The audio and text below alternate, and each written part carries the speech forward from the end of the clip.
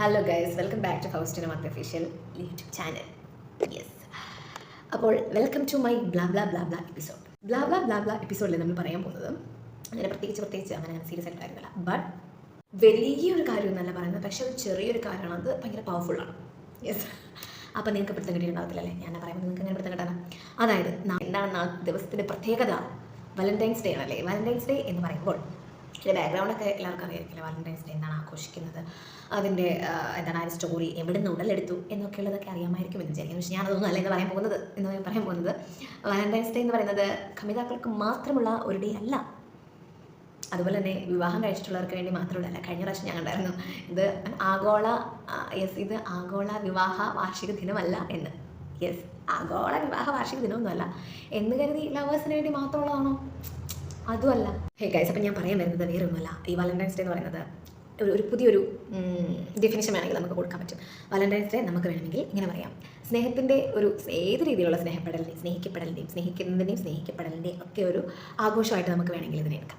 അപ്പം എനിക്ക് ഇപ്പം ഏകദേശം ഞാനൊരു കുറച്ച് നാളുകളായി ഒരു 10-26 വർഷത്തെ ജീവിതത്തിനിടയിൽ പെട്ടെന്ന് ഓർമ്മ വരുന്ന ചില സ്നേഹത്തിൻ്റെ പ്രതിഫലനം എന്തൊക്കെയായിരുന്നു ഞാൻ ഷെയർ ചെയ്യാം.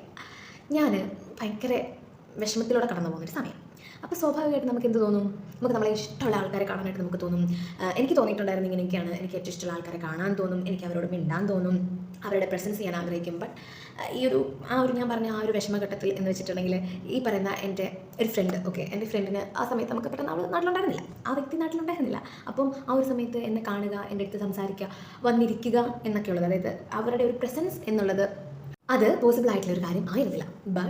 പക്ഷേ ഞാനിങ്ങനെ സ്ട്രഗിൾ ചെയ്തുകൊണ്ടിരിക്കുക. നമ്മളിങ്ങനെ ഓക്കെ ആകുന്നില്ല. അപ്പോൾ ഞാനിങ്ങനെ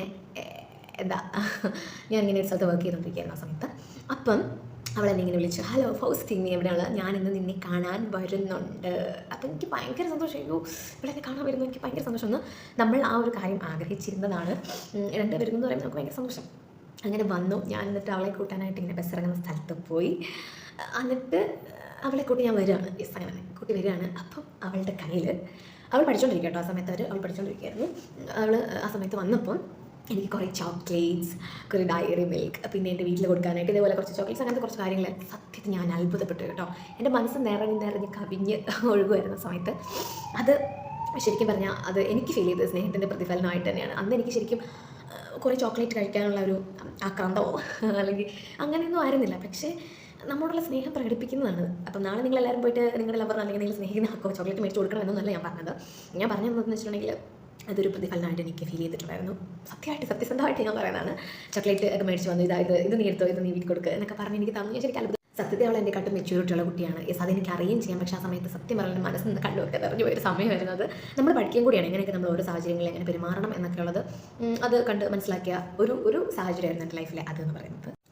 രണ്ടാമത്തെ കാര്യം, അങ്ങനെ അത്ഭുതപ്പെടാൻ മാത്രം മീൻസ് ഇത്രയും ഒരു എക്സൈറ്റ്മെൻറ്റ് എനിക്ക് ഉണ്ടാക്കുന്നുണ്ടെന്ന് വെച്ചാൽ, നമ്മൾ പ്രതീക്ഷിക്കുന്ന ഒരു സാധനം തന്നെയാണ്, പ്രതീക്ഷിക്കുന്ന ആൾക്കാരുടെ അടുത്തുനിന്ന് ആളുടെ അടുത്തുനിന്ന് കിട്ടിയിട്ടുള്ളൊരു സാധനമാണ്.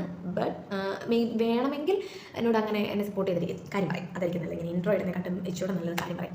ഈ പറയുന്ന പോലെ തന്നെ ഞാൻ ഭയങ്കരമായിട്ട് ഇങ്ങനെ എന്താലോചിക്കും, നെക്സ്റ്റ് അടുത്തത് എന്ത് എന്നുള്ള ഇങ്ങനെ ലൈഫിൽ ഇങ്ങനെയൊക്കെ ചിന്തിച്ചുകൊണ്ടിരിക്കുന്ന ഒരു സമയം. ആ സമയപ്പോൾ എനിക്ക് സെയിം ടൈം എനിക്ക് ഒരു റെസ്റ്റും ആവശ്യമുണ്ട്. ഞാൻ നന്നായിട്ട് റെസ്റ്റ് എടുക്കുന്ന സമയമാണ്. ഞാനിങ്ങനെ ഓവർ തിങ്ക് ചെയ്യാൻ പാടില്ല, ഇങ്ങനെ ടെൻഷൻ അടിച്ചടിച്ച് അങ്ങനെ ഇരിക്കാനും പാടില്ലാത്തൊരു സമയമാണ്. അപ്പം എൻ്റെ അടുത്ത് വന്ന് പറഞ്ഞു, അത് നമ്മുടെ ലൈഫായിട്ട് ഭയങ്കരമായിട്ട് ക്ലോസ്ഡ് ആയിട്ടിരിക്കുന്ന ആൾ എന്ന് വെച്ചാൽ വേറെ ആരുടെ അമ്മ. വേണമെങ്കിൽ എൻ്റെ അമ്മയ്ക്ക് അറിയായിരുന്നു, നീ എന്തിനാ അങ്ങനെ വേണമെങ്കിൽ നമ്മളെ കുറ്റപ്പെടുത്താൻ ഒരു പോസിബിലിറ്റി, എന്നെ കുറ്റപ്പെടുത്താനുള്ളൊരു പോസിബിലിറ്റി അവിടെ ഉണ്ടായിരുന്നു അമ്മയ്ക്ക്. പക്ഷെ അമ്മ എൻ്റെ അടുത്ത് വന്ന് പറഞ്ഞത് ഇങ്ങനെയാണ്: നീ അതൊന്നും ആലോചിക്കണ്ട, നീ ഇപ്പം വേറൊരു കാര്യങ്ങളെക്കുറിച്ച് ആലോചിക്കേണ്ട, നിനക്കിപ്പോൾ റെസ്റ്റാണ് ആവശ്യം, നീ റെസ്റ്റ് എടുക്കുക, നീ ഓക്കെ വരിക, നിൻ്റെ ഹെൽത്ത് ഓക്കെ ആയിട്ട് വരിക എന്നുള്ളത് മാത്രം നീ ആലോചിച്ചാൽ മതി, വേറെ ഒന്നിനെക്കുറിച്ച് മോൾ ആലോചിച്ച് വിഷമിക്കേണ്ട. ഇതെല്ലാം അമ്മമാരും കുറേ പേരൊക്കെ പറയുമായിരിക്കും, പക്ഷെ പറയാത്ത അമ്മമാരുണ്ട്. വേണമെങ്കിൽ എൻ്റെ അമ്മയ്ക്ക് അങ്ങനെ പറയുകയും കൂടെ ചെയ്യായിരുന്നു. ഇത് സ്നേഹത്തിൻ്റെ പ്രതിഫലനമാണ് എന്ന് ഞാൻ കരുതുന്നു. എന്നെ അത്ര ടേക്ക് കെയർ ചെയ്ത് എൻ്റെ ഒരു കൊച്ചുകുഞ്ഞിനെ പോലെ ആ സമയത്ത് എൻ്റെ ഏജ് എന്ന് പറഞ്ഞാൽ 24 വയസ്സൊക്കെ ഉള്ള സമയത്താണ് അങ്ങനെ എന്നെ ടേക്ക് കെയർ ചെയ്ത് കൊണ്ടുവന്നു. അപ്പം വേറെ ഒന്നല്ല, അതൊക്കെയാണ്. അതുപോലെ തന്നെ അമ്മമാരുടെ ഒറ്റ ഡയലോഗിൽ നമ്മളിങ്ങനെ ഫ്ലാറ്റാകുന്നൊരു അതുപോലെ ഉള്ളൊരു കാര്യം ഇങ്ങനെ കരഞ്ഞ് പിഴിഞ്ഞ് നടക്കുന്ന സമയം. ഞാൻ പഠിക്കുന്ന സമയത്താണ്, ഡിഗ്രിക്ക് പഠിക്കുന്ന സമയത്ത് കരഞ്ഞ് പിഴിഞ്ഞ് നടക്കാണ്.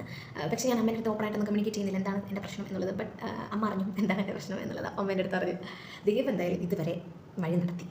ഇനി നീ എന്തിനെക്കുറിച്ചാണ് ഞാൻ ആലോചിക്കുന്നത്, അതിനെക്കുറിച്ച് ആലോചിച്ച് ടെൻഷൻ അടിച്ചിട്ട് നമ്മുടെ ജീവിതം ഇങ്ങനെ ടെൻഷൻ അടിച്ച് കൊണ്ട് നടന്നിട്ടൊന്നും ഫുഡ് കഴിക്കാണ്ടിരുന്നു കേട്ടോ. ഇങ്ങനെ ആലോചിച്ച് കൂട്ടിട്ടോ ടെൻഷൻ അടിച്ചിട്ടൊന്നും കാര്യമില്ല. ഇത്രയും നാളും ദൈവം നടത്തി, ബാക്കിയും ദൈവം ഒക്കെ നടത്തിക്കോളൂ എന്ന് പറഞ്ഞൊരു പഞ്ചഡയിലും ഉണ്ടായിരുന്നു. അതിൽ ഞാൻ ഫ്ലാറ്റ്, അതും സ്നേഹം കൊണ്ടുള്ളൊരു 100% നമുക്കൊരു എനർജി കിട്ടുന്ന ഒരു ഫീൽ.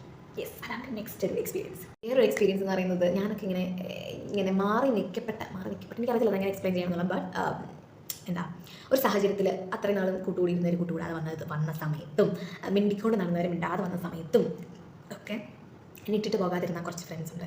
അവർ ഈ പറയുന്ന അതിൽ കുറച്ച് പേരൊക്കെ ഞാനായിട്ട് നല്ല ക്ലോസ് ആയിട്ടുള്ളവരാണ്. യെസ്, അവർ വേണം ഞാൻ ആഗ്രഹിക്കുന്നവർ നിന്നിട്ടുണ്ട് ഒക്കെ ഉണ്ട്. പക്ഷേ അല്ലാതെ വലിയ ക്ലോസ് ഒന്നുമല്ല, ജസ്റ്റ് ഹായ് ബായ് പറഞ്ഞ് നമ്മുടെ നാട്ടിൽ തന്നെയുള്ള കുറച്ച് ആൾക്കാരുണ്ട്. അവരെന്ന് പറഞ്ഞാൽ ബെസ്റ്റ് ഫ്രണ്ട് സർക്കിളിലൊന്നും ഉള്ള ആൾക്കാരൊന്നും ആയിരുന്നില്ല. പക്ഷേ അങ്ങനെ അല്ലാഞ്ഞിട്ട് പോലും എൻ്റെ കൂടെ നിന്ന 1-2 ആൾക്കാരുണ്ട്. പക്ഷെ അവർക്ക് ഞാൻ പറയുന്നില്ല. അപ്പം അവരെനിക്ക് ഭയങ്കര എൻ്റെ മനസ്സിനോട്, എൻ്റെ ഹൃദയത്തിനോട് അടുത്തിരിക്കുന്നവരാണ്. അവരോട് എന്നും എനിക്ക് നന്ദിയുണ്ട്. കാരണം ഞാനൊന്ന് ഡൗൺ ആയിപ്പോയ സമയത്ത് അവർ എന്നെ കുറ്റപ്പെടുത്തിയിട്ടില്ല. അവർ ഈ പറയുന്ന പോലെ മിണ്ടാതെ കുറ്റപ്പെടുത്തിയോ ഇല്ലയോ അല്ലെങ്കിൽ എന്നോട് ചോദിച്ചോ ഇല്ലയോ എന്നതിനേക്കാളൊക്കെ അവരെന്നോട് മിണ്ടാതിരുന്നിട്ടില്ല. അവരെന്നെ വിളിച്ചു സംസാരിച്ചു. മീൻസ് ഇതൊക്കെ എല്ലാവരും ആഗ്രഹിക്കുന്നതായിരിക്കും. ഞാൻ ഭയങ്കര സെൽഫിഷ് ആവുന്ന കാര്യത്തിൽ എനിക്കറിയത്തില്ല. അതെൻ്റെ ചുറ്റുള്ളവർ പറയുന്നതാണ് ഞാൻ സെൽഫിഷ് ആണല്ലോ. സെൽഫിഷ് മീൻസ് അങ്ങനെയല്ല, അതായത് എനിക്കെല്ലാം വേണം, എന്നെ എല്ലാവരും വിളിക്കണം, എല്ലാവരും മെസ്സേജ് അയക്കണം എന്നുള്ളത് അങ്ങനത്തെ ഒരു തോട്ട് എനിക്കുണ്ടോ, അത് നെഗറ്റീവാണോ എന്നുള്ളത് എനിക്കറിയില്ല. പക്ഷേ ആ ഒരു സമയത്ത് ഞാൻ ഡൗൺ ആയിരുന്ന സമയത്ത് എന്നെ കുറ്റപ്പെടുത്താനും എല്ലാ കാര്യത്തിലും നമ്മളെ കൂട്ടി നമ്മളോട് സംസാരിച്ച് നമ്മളോട് മെസ്സേജൊക്കെ അയച്ച് നമ്മളെ ഇടയ്ക്ക് വിളിച്ചൊക്കെ കൂടെയൊക്കെ ആക്കി ഇരിക്കുന്ന 1-2 പേരുണ്ടായിരുന്നു.